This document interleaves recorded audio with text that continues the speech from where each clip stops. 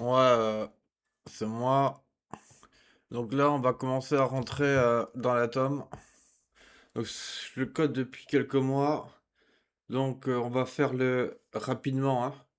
Je fais rapidement la présentation. Donc c'est une espèce de projet de gueudin que ça fait 20 ans que ça me trotte. C'est l'Atomix. Et l'idée c'est quoi? Donc il est pas en ligne, hein, vous pouvez aller chercher. Le site il est protégé, hein. Mon serveur est en protection. Là je suis en local. Donc l'atomique, c'est quoi? C'est l'organisation stratégique de l'information en fonction de l'ontologie, c'est-à-dire de la spiritualité. Ça fait 20 ans que je travaille en spiritualité et en fait c'est du code. Donc je me fondais sur deux éléments essentiels. Un, ce que je vais appeler le payload ou l'organisation stratégique de l'information en fonction des comment dire, forces stratégiques élémentaires que l'on retrouve dans le Tao. Donc l'idée, c'est d'avoir une source d'inspiration, et dans le Tao, c'est quoi? C'est les 36 stratagèmes, c'est l'art de la guerre, c'est etc., etc. Donc ça, c'est l'organisation de l'information est liée à ça. Mais en continuant mon chemin en spiritualité, j'ai aussi découvert des choses qui sont magnifiques dans le Coran, notamment Al-Ikhlas. Et Al-Ikhlas, moi je considère que c'est donc un protocole réseau, et avec un parsing mais juste magique. Mais ça, c'est quand j'ai fait mon code en shell script, où j'ai pu faire un sacré parsing. Donc, j'ai mal à la mâchoire, donc je parle très mal, je suis désolé. Euh, Dit Allah est unique, donc là je considère que c'est l'intention. L'intention initiale, c'est-à-dire le rapport à l'unicité. Le seul à être imploré pour ce que nous désirons. Qu'est-ce que nous désirons? Nous désirons être guidés. Donc c'est l'origine, c'est notre fitra originel. Euh, donc là on parle de l'origine. Donc A, intention, O, origine. M, c'est le moyen. Donc il n'engendre pas, il n'est pas engendré. Il parle de quoi? Il parle du moyen. Et globalement, en parlant de lui, donc Dieu, dit qu'il n'a pas été engendré, mais dès qu'il s'agit de matérialité, il y a toujours un moyen qui vient engendrer, qui va servir de pivot à une force stratégique en règle générale. Fait toujours pour les choses. Et philosophiquement, c'est super intéressant parce que pour certains, la fin justifie les moyens. Moi, je suis de ceux qui considèrent que les moyens prophétisent la fin. C'est la différence pour ma part entre le croyant et celui qui n'est pas croyant. Et nul n'est égal à lui. Donc c'est la singularité, non-équivalence. Donc ça va être la cible. La cible, mais dans un parsing. Donc je ne vais pas rentrer dans le détail là, du code. Et puis, et puis hop. Bon, ça c'est mes comptes de test.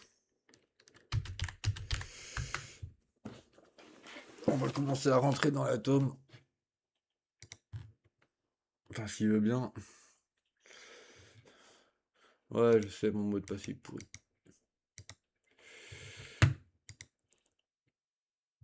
Donc là, je suis en mode test. J'ai mis une caméra là, sur le site là pour...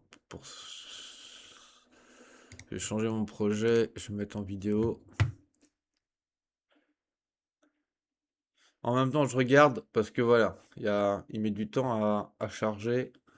Donc là, je suis en train de penser. Donc là, un site que je fais avec l'IA. Autant dire que ça dépote. Ce que je pouvais faire en 2 ans avant, je fais en un mois, quoi. Donc techniquement, lui, j'espère terminer une première version fin du mois, mais j'ai un gros problème là de surcharge. J'ai mis du GS dans tous les sens, et j'ai mis une caméra et je dois tout optimiser cela. Mais j'ai mis aussi des trucs de gueudin derrière, j'ai mis un atome qui tourne, j'ai mis un système de move, parce qu'en fait dans ce site, là vous êtes... c'est pas que un site en fait, hein. Ce site, vous avez vu tout à l'heure le site vitrine. Et là, si je vais dans App, hop,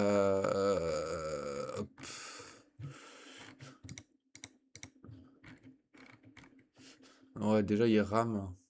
Là, en fait, c'est la factory qui est derrière, quoi. Et la factory, j'ai codé, mais on voit pas, mais il y a énormément de pages. Il y a quasiment une centaine de pages sur, sur un seul site et ça prend énormément de ressources. Donc là, voilà, on revient dans le mode un peu user.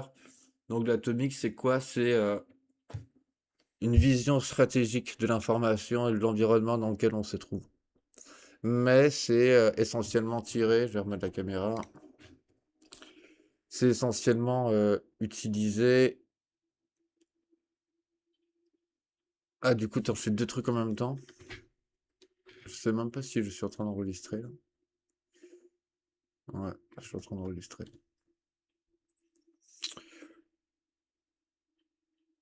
C'est un système de discernement stratégique.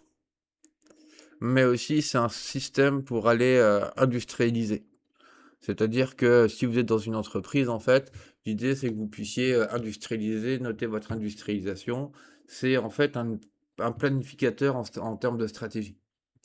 Mais ça vous permet aussi, donc là c'est suivant la voie du Tao, d'organiser votre information en fonction d'éléments stratégiques précis. Donc c'est tiré du Tao, donc il faut l'interpréter, il faut réussir à l'interpréter dans le monde matériel. Euh, et ça, c'est pas si compliqué, hein. Donc, ici, j'ai marqué globalement. Je vais mettre un autre en fait. Si elle Voilà, il y a plus de trash. Ouais, ça rame un peu en fait. Moi, ça rame énormément en fait. Ça super lag. Faut voir mon autre PC aussi, il est. Ouais,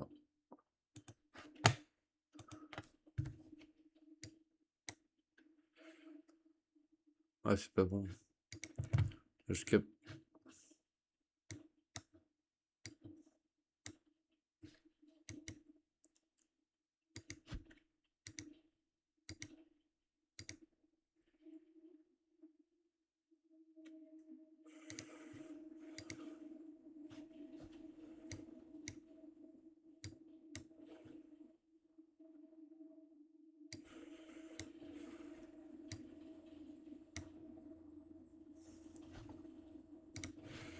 Je remets ma caméra. Ouais, j'ai un problème avec mon JS, va falloir que je corrige ça. Donc je fais mes tests en même temps. Donc sur les 8 forces stratégiques majeures, vous avez l'autorité en haut. Ça se lit dans le sens inverse des aiguilles, c'est le sens inverse des aiguilles d'une montre. Je suis vraiment désolé, mais j'ai la mâchoire qui est très difficile là, qui fait très mal. Euh, on a l'éclaireur. Donc l'éclaireur, c'est un rôle particulier dans le Tao. Ça va être celui qui est lié à la brume. C'est aussi l'art de la guerre, c'est l'art de la perception, c'est l'art du discernement. Donc c'est un art en particulier. On va avoir le leader. Le leader, c'est un peu celui qui gère la force intérieure d'un groupe, qui va amener à la synergie. On va avoir le référent. Le référent, en règle générale, c'est celui qui sait, le sachant. On va avoir le structurateur. Le structurateur en bas, c'est celui qui va va structurer, en fait, qui va solidifier. Et plus on arrive dans le bas, ici, là, plus on arrive dans l'aspect Dunya, hein, d'accord. Bon, c'est du Tao pur, on va dire, ou Tao interprété plutôt. Ensuite, on va avoir le producteur, c'est celui qui produit en fonction des éléments structurés. Globalement, tu as tes stocks, et en fonction des stocks que tu vas pouvoir commencer à produire ta manufacture, ce que tu veux en fait. Et ensuite, tu as le communicant, et ensuite, tu as les financiers. Donc, je vais avoir les 8 axes stratégiques majeurs, au moins dans le monde de la Dunya. Et moi, l'idée, c'est comment je fais pour vivre là-dedans et être bon. Et on va voir que dans ces différentes forces stratégiques, il y a des choses qui sont bien, il y a des choses qui sont moins bien. C'est-à-dire qu'à chaque force, il y a une forme de dualité, et il y a ce qui est bon et il y a ce qui ne l'est pas. Là, je reviens en fait d'une expérience traumatisante du travail. Faut voir, hein, à partir du moment où t'es HPI ou un peu comme moi, tu vas être discriminé, hein. Moi, j'ai été discriminé Parce que la moindre réussite dans la multinationale, eh bien, tu te fais voler tes réussites, mais tu te fais tout piquer. C'est le monde des fils de pute. Voilà. J'ai fait 5 mois d'arrêt maladie. Merci CGI. Ensuite, tu te prends de la violence parce que le type de management dans la multinationale, c'est la violence. C'est la mise en risque psychosociale et de la violence. Et moi, je supporte pas la violence. Bah, je viens d'un monde violent, quoi. Et ensuite, du coup, ce qui m'a permis de rester droit, c'est l'islam. Et quand ils ont entendu que j'étais musulman, bah, je me suis fait jeter. Ça va pas plus loin. Il y a un gars qui a fait une crise de paranoïaque parce qu'il pensait que j'avais dit Allah Akboum, tu vois. Donc, quand t'es arabe et musulman, c'est beaucoup plus facile. J'ai fait qu'en parler, hein. J'ai quoi? J'ai dit Allah ou Harlem. Ça leur a fait peur. Donc, ne croyez pas que c'est facile et que j'ai pris le chemin le plus facile, loin de là. Et être bon, et bien du coup, c'est ça qui est le plus difficile. Comment tu fais pour demeurer droit et demeurer bon? C'était une vieille promesse que j'avais faite il y a longtemps. Putain, j'en prends plein la gueule à cause de ça. Comment tu fais pour demeurer droit et demeurer bon? Donc voilà ça, test vidéo, j'ai fait ma test vidéo.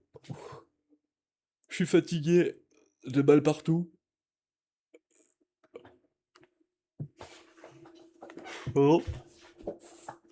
Je vais me remettre au taf et je vais faire en sorte que mon système de gestion de flux en fait fonctionne beaucoup mieux.